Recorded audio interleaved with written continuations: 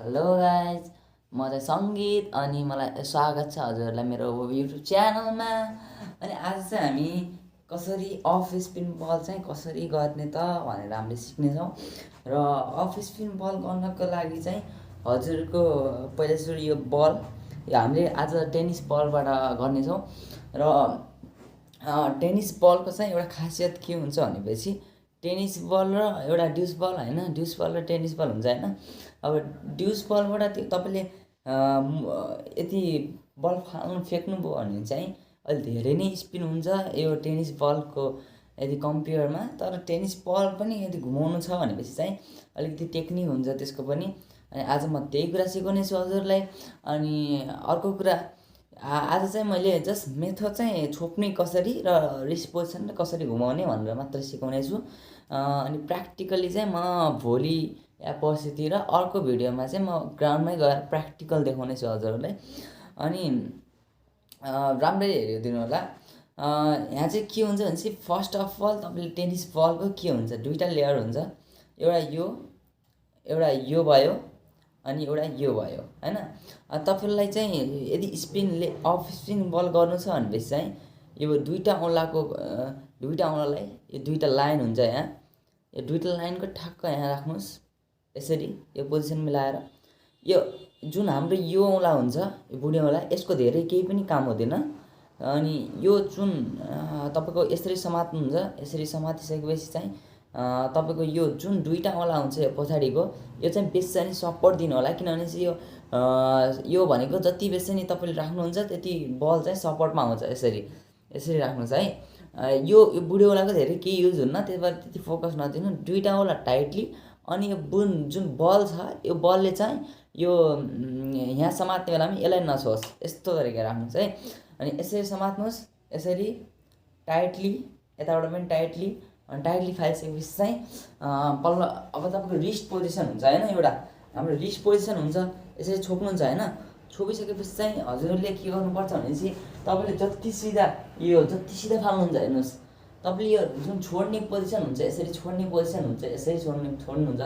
तपाईँले डाइरेक्ट चाहिँ तपाईँले यसरी छोड्नुभयो भने चाहिँ जुन पोजिसनमा समात्नु भएको छ यही पोजिसनमा तपाईँले यस्तै छोड्नुभयो भने चाहिँ के हुन्छ भनेपछि तपाईँलाई स्पिन चाहिँ अलिक कम हुन्छ। त्यही भएर तपाईँले रिस्टको चाहिँ यो रिस्ट हुन्छ नि हाम्रो, यो रिस्टलाई चाहिँ जति तपाईँले युज गर्नुहुन्छ त्यति नै स्पिन हुन्छ क्या। तपाईँले यसरी फाल्नुपर्ने हुन्छ क्या, यसरी झड्काउनु पर्ने हुन्छ, यसरी घुमाउनु पर्ने हुन्छ है। तपाईँले डाइरेक्ट फ्याँक्नुभयो भनेपछि तपाईँको स्पिन हुने चान्स कम हुन्छ। त्यसैमा पनि यो बल जुन हाम्रो यो टेनिस बल हुन्छ यो चाहिँ धेरै घुम्दैन, त्यसै कारण हामीले रिस्टको चाहिँ धेरै युज गर्नुहोस्। अनि रिस्टको युज गर्ने बेलामा चाहिँ छोड्ने बेलामा यसरी छोड्नुहोस्, यसरी बल घुमोस् होइन। तपाईँलाई देख्नुहुन्छ यसरी बल घुमोस्, जति घुम्छ हावामा त्यति ड्रप खाएपछि स्पिन हुन्छ बल, यो पनि थाहा राख्नु होला। अनि स्पिन भइसकेपछि चाहिँ हामीहरूले अनि यो जुन हाम्रो रनअप हुन्छ यो रनअपमा पनि धेरै ध्यान दिनुपर्ने हुन्छ हजुरहरूले। तपाईँले यो रनअप चाहिँ के हुन्छ भन्दाखेरि तपाईँले जति रनअप तपाईँले छोटो ल्याउनुहोस्, लगभग 10 पाइला भन्दा धेरै चाहिँ नहोस् कहिले पनि रनअप, त्यो त्यति चाहिँ हुनुपर्छ। अनि तपाईँ आउनुहुन्छ बाङ्गो चाहिँ रनअप हुने होला, जति सक्यो सिधा रनअप लिनुभयो भनेपछि चाहिँ तपाईँलाई के फाइदा हुन्छ भनेपछि तपाईँको जुन यो बल फ्याँक्ने पोजिसन हुन्छ यो चाहिँ मेन्टेन हुन्छ। किनभने हामीले जति सक्यो राम्रो बल फाल्नको लागि जति सक्यो रिलिज पोइन्ट चाहिँ हाम्रो सिधै टाउको सिधा हुनुपर्ने छ। जब हात हाम्रो रिलिज पोइन्ट टाउको सिधा आउँछ यसरी छोड्नुपर्ने हुन्छ। यसरी छोड्ने बेलामा चाहिँ जति हेर्नुहोस् यसरी मैले फ्याँक्छु है, यसरी फ्याँक्छु। यो टाउको चाहिँ चाँडै नगिरोस्, बराबर टाउको र हातको पोजिसन बराबर, टाउको अनि हातको पोजिसन बराबर, अनि फ्याँक्ने गर्ने यसरी फ्याँक्नुहोस् होइन। बलमा बल राम्ररी हुन्छ।